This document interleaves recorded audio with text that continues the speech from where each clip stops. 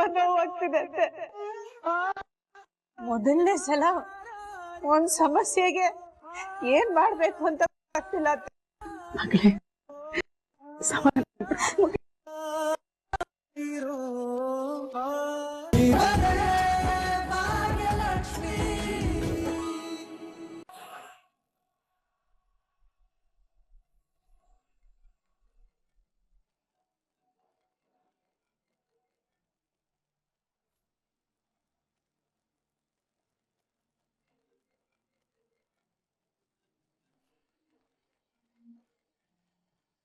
ತನ್ವಿ, ನಿನ್ಗೆ ಯಾರು ಅವಾಗ್ಲಿಂದ ಕಾಲ್ ಮಾಡ್ತಿರೋದು? ಅದು ಅಜ್ಜಿ ಫೋನ್ ಮಾಡ್ತಿದ್ದಾರೆ. ಓಹೋ, ಎಂತ ಜನನಪ್ಪ.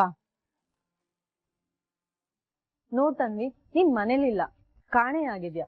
ಇಷ್ಟದವರೆಗೂ ಏನ್ ಮಾಡ್ಬೇಕು? ಹುಡ್ಕೋದಿಕ್ ಪ್ರಯತ್ನ ಪಡ್ಬೇಕು ತಾನೆ. ಅದು ಬಿಟ್ಟು ಅವ್ರ ಮನೇಲಿ ಆರಾಮಾಗಿ ಕುತ್ಕೊಂಡು ನಿನಗ್ ಕಾಲ್ ಮಾಡ್ತಿದ್ದ. ನಾನೇನಾದ್ರೂ ಅವ್ರ ಜಾಗದಲ್ಲಿ ಇದ್ದಿದ್ರೆ ಇಷ್ಟೊತ್ತಿಗೆ ಪೊಲೀಸ್ ಕಂಪ್ಲೇಂಟ್ ಕೊಡ್ತಿದ್ದೆ, ಊರೆಲ್ಲ ಹುಡುಕ್ತಾ ಇದ್ದೆ. ಅಲ್ವಾ ತಂಡ? ನಾನ್ ಕರೆಕ್ಟ್ ಆಗಿ ಹೇಳ್ದೆ ತಾನೆ? ಹೌದು. ಆಂಟಿ, ನೀವು ಪೊಲೀಸ್ ಅಂದಾಗ ನಂಗೆ ನೆನ್ಪಾಯ್ತು. ಅವ್ರೇನಾದ್ರೂ ಪೊಲೀಸ್ ಸ್ಟೇಷನ್ಗೆ ಕಂಪ್ಲೇಂಟ್ ಮಾಡ್ಬಿಟ್ರೆ? ಪಪ್ಪ, ನನಗ್ ತುಂಬಾ ಭಯ ಆಗ್ತಿದೆ. ಏ ಬಿಡು ತಂದಿ, ನೀನೇನ್ ಯೋಚನೆ ಮಾಡ್ಬೇಡ. ಖಂಡಿತ ಅವ್ರು ಪೊಲೀಸ್ ಸ್ಟೇಷನ್ ಹೋಗಲ್ಲ. ಇನ್ ಕೇಸ್ ಹೋಗೋದಾಗಿದ್ರೆ ಇಷ್ಟೊಂದು ಹೋಗಿರ್ತಿದ್ರು, ಮನೇಲೆ ಕುತ್ಕೊಂಡು ಕಾಲ್ ಮಾಡ್ತಿರ್ಲಿಲ್ಲ. ತಂದಿ, ನಿಮ್ಮ ಅಮ್ಮಂಗೆ ಎಷ್ಟು ಅಹಂಕಾರ ನೋಡು. ನೀನ್ ಇನ್ನೂ ಮನೆಗ್ ಹೋಗಿಲ್ಲ, ಅವಳು ಹೊಡ್ದಿರೋದಕ್ಕೆ ನೀನ್ ಮನೆಗ್ ಹೋಗಿಲ್ಲ ಅಂತಾನೂ ಗೊತ್ತು ಅವಳಿಗೆ.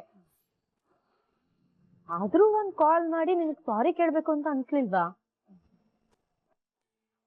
ಸಾರಿ ಬಿಡು ತನ್ವಿ, ಅಟ್ಲೀಸ್ಟ್ ಅವಳ ನಂಬರ್ ಇಂದಾದ್ರೂ ಕಾಲ್ ಹೋಗಿತ್ತು ತಾನೆ.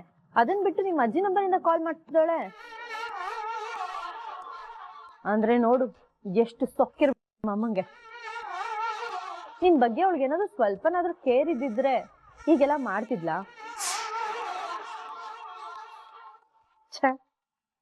ಶ್ರೇಷ್ಠ ಆಂಟಿ ಹೇಳ್ತಿರೋದು ಸರಿಯಾಗೇ ಇದೆ. ಮನೆಗ್ ಬಾ ಅಂತ ಅಮ್ಮ ಒಂದ್ ಮೆಸೇಜ್ ಕೂಡ ಮಾಡಿಲ್ವಲ್ಲ. ಅಂದ್ರೆ ನನ್ ಮನೆಗ್ ಹೋಗ್ಲಿಲ್ಲ ಅಂದ್ರೆ ಅಮ್ಮಂಗೆ ಏನು ಟೆನ್ಷನ್ನೇ ಇಲ್ವಾ?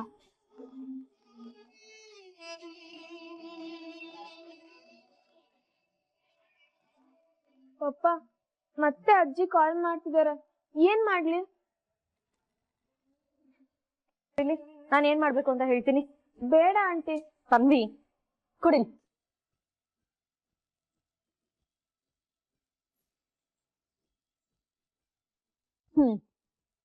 ಈಗ ನೋಡು ತನ್ವಿ, ನಿನ್ಗೆ ಯಾರು ಕಾಲ್ ಮಾಡಲ್ಲ.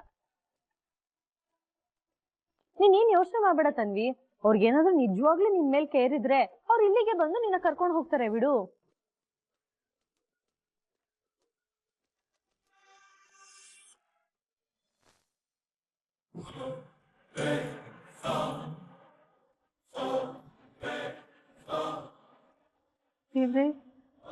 ಇದೇನಪ್ಪ ಇವಳು ಈಗ ಬರ್ತಾಳೆ ಆಗ ಬರ್ತಾಳೆ ಅಂತ ಕಾದಿದ್ದೆ ಬಂತು, ಇನ್ನೂ ಬರ್ಲಿಲ್ಲ. ಅಯ್ಯೋ ದೇವಿ, ಏನ್ ಮಾಡೋದೀಗ? ಇನ್ನೊಂದ್ಸಲ ಫೋನ್ ಮಾಡಿ ಅತ್ತೆ. ಮಾಡ್ತೀನಿ.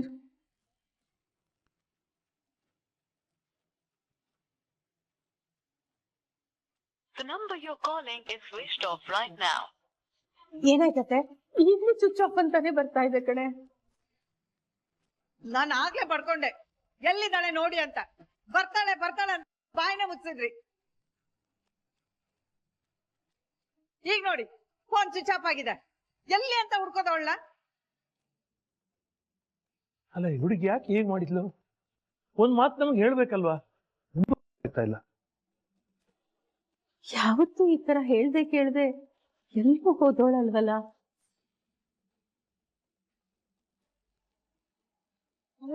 ಅಲ್ಲ, ತನ್ಮಯ್ಯನ ಕೇಳಿ ನೋಡ್ಬೋದಿತ್ತು. ಅವನ ಹತ್ರ ಏನಾದ್ರೂ ಹೇಳಿದಾಳೋ ಏನೋ. ಹೇಳ್ತೀನಿ. ತನ್ಮಯ್, ಬಾಯ್ಲಿ.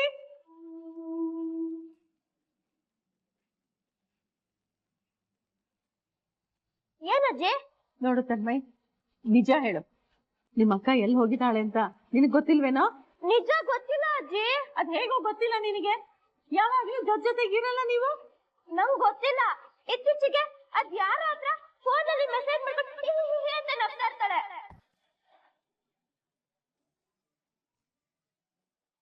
ಸಾರಿ ಪೂಜಾ, ಸಾರಿ ಕಿಶನ್. ಪಾಪ ನನ್ನೊಂದನೇ ಟ್ರಿಪ್ ಹೋಗೋದು ಕ್ಯಾನ್ಸಲ್ ಆಯ್ತು. ಅಯ್ಯೋ ಎಷ್ಟು ಸಲ ಸಾರಿ ಕೇಳ್ತೀಯಾ?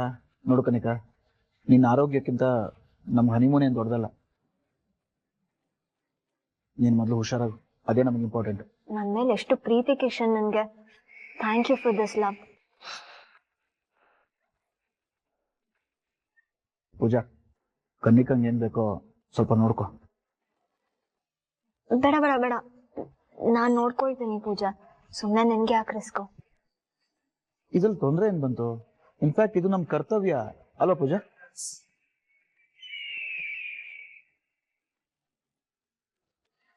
ಸರಿ, ನಾನು ಟ್ರಾವೆಲ್ ಮ್ಯಾನೇಜರಿಗೆ ಫೋನ್ ಮಾಡಿ ಇವತ್ತು ಹೋಗೋಕ್ಕಾಗಲ್ಲ ಅಂತ ಹೇಳ್ಬರ್ತೇನೆ.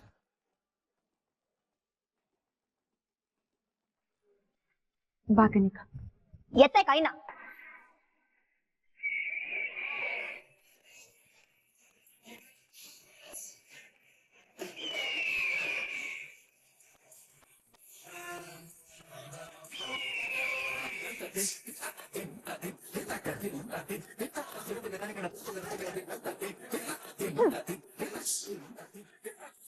ನೋಡು, ನನ್ಗೇನು ಆಗಿಲ್ಲ, ಚೆನ್ನಾಗೇ ಇದ್ದೀನಿ.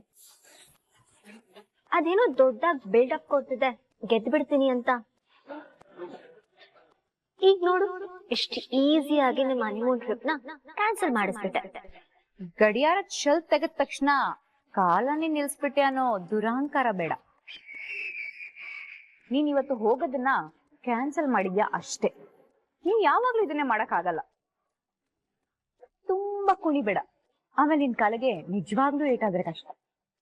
ನನ್ಗಿನ್ನೂ ಈ ಮನೆ ಸಿಚುಯೇಷನ್ ರಿಯಲೈಸ್ ಆಗಿಲ್ವಲ್ಲೇ. ನಾನ್ ನಾಟಕ ಮಾಡಿದ್ದಕ್ಕೆ ಟ್ರಿಪ್ ಕ್ಯಾನ್ಸಲ್ ಆಯ್ತು.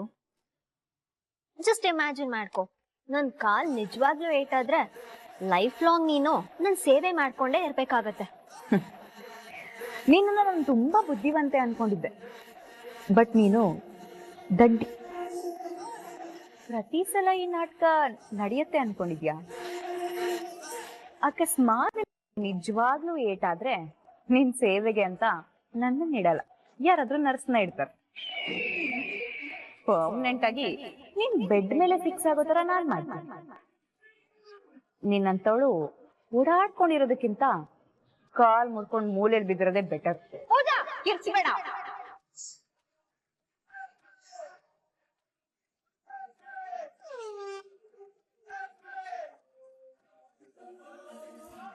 ಸ್ಪೀಕರ್ ಹೊರಟೋದ್ರೆ ಕಷ್ಟ ಕನ್ನಿಕಾ.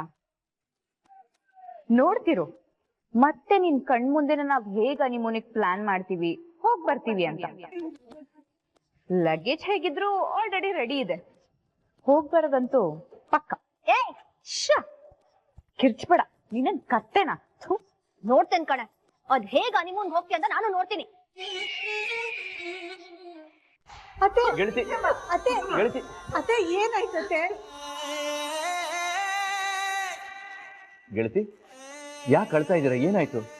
ಸನ್ನಿ ಫೋನಲ್ಲಿ ಬೇರೆ ಯಾರಾದ್ರೂ ಮಾತಾಡಿದ್ರಾ?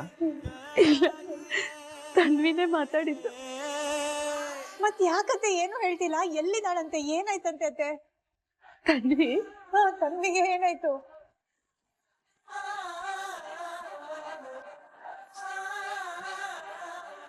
ಅತ್ತೆ ಹೇಳಿ ಅತ್ತೆ. ಅವಳ ಅಪ್ಪನ ಮನೆಗೆ ಹೋಗಿದ್ದಾಳೆ.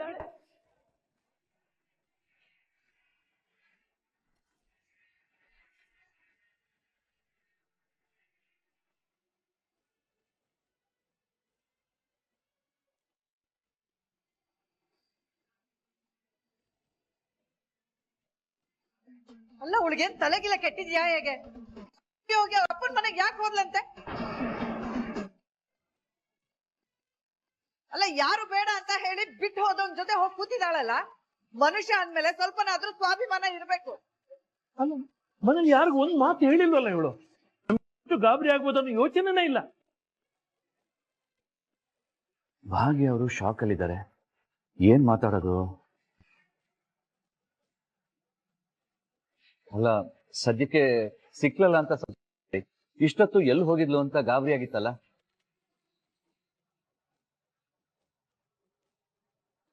ಅಲ್ಲೀಗ ಅವಳ ಅವ್ರ ಅಪ್ಪನ ಜೊತೆ ಇದ್ದಾಳೆ ಅಂತ ಗೊತ್ತಾಯ್ತಲ್ಲ, ಸಮಾಧಾನ ಆಯ್ತಲ್ಲ. ಭಾಗ್ಯ, ನೀವು ಆದಷ್ಟು ಬೇಗ ನಿಮ್ಮ ಗಂಡನ ಕಾಲ್ ಮಾಡಿ ತನ್ವಿನ ಕರ್ಕೊಂಬರಕ್ಕೆ ಹೇಳಿ. ಇಲ್ಲ ನೀವೇ ಅಲ್ಲಿಗೆ ಹೋಗ್ಬಿಡಿ, ಪ್ರಾಬ್ಲಮ್ ಎಲ್ಲ ಸಾಲ್ವ್ ಆಗ್ಬಿಡುತ್ತಲ್ಲ. ಹೌದಾದಿ, ನೀ ಹೇಳ್ತಾ ಇರೋದು ನಿಜ. ನಾವು ಆ ಕೆಲಸ ಮಾಡಲೇಬೇಕು. ಸರಿ, ಹಾಗಿದ್ರೆ ನಾನು ಹೊರಡ್ತೀನಿ. ತನ್ವಿ ಮನೆಗೆ ಬಂದ ತಕ್ಷಣ ನಂಗೊಂದು ಕಾಲ್ ಮಾಡಿ.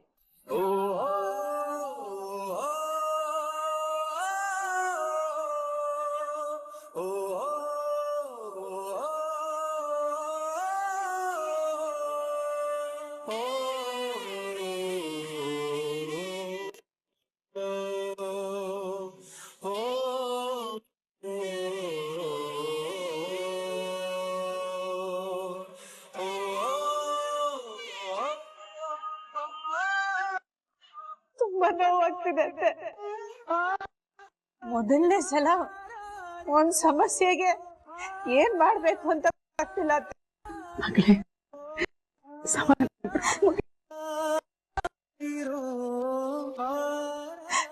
ಅಲ್ಲ ಅತ್ತೆ, ತಾಯಿಯಾಗಿ ನಾನು ಒಂದ್ ಏಟ್ ಹೊಡೆದಿದ್ ತಪ್ಪ ಅತ್ತೆ. ನಾನು ಹೊಡೆದಿರೋ ಒಂದೇಟಿಗೆ ಅವಳು ನನ್ಗೆ ಇಷ್ಟು ದೊಡ್ಡ ಶಿಕ್ಷೆ ಕೊಡ್ಬೋದಾತ್ತೆ? ನನ್ನನ್ ಬಿಟ್ಟು ಅಲ್ಲಿಗೆ ಹೋಗ್ಬೋದಾತ್ತೆ?